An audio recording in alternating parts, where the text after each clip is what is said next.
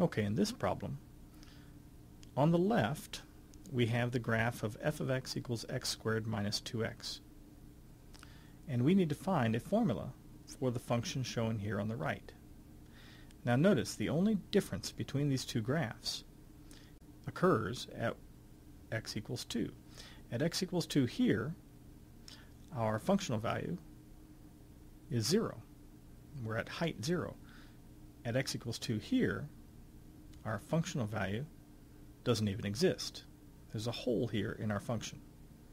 Okay, let's call this function g of x. So this is the graph of y equals g of x.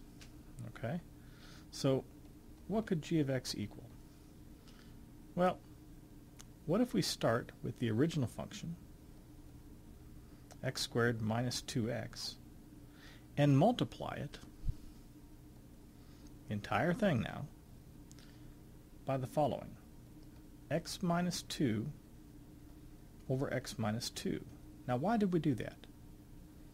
Look, if x is any value other than 2, okay, so any of these values over here, any of these values over here, let's say 5 for example. 5 minus 2 is 3, 5 minus 2 is 3, it's 3 over 3.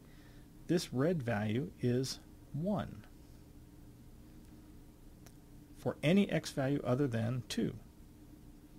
If x is 7, that's 5 over 5. If x is negative 2, it's negative 4 over negative 4. Always comes out to be a 1. 1 times this leaves this unchanged. But at x equals 2,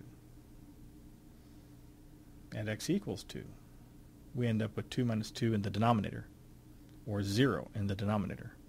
And remember, denominators of 0 or division by 0 is not allowed. That's an undefined expression.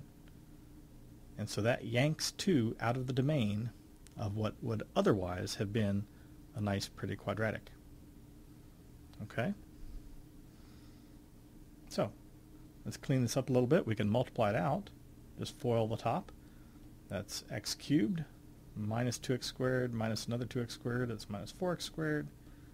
And then, of course, plus 4x. And all of that is sitting over x minus 2. Okay, so that is a formula for a function that will graph just like this.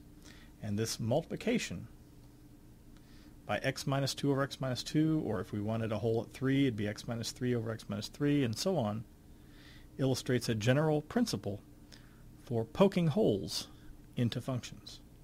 It's not the only way to poke a hole in a function, but it certainly works.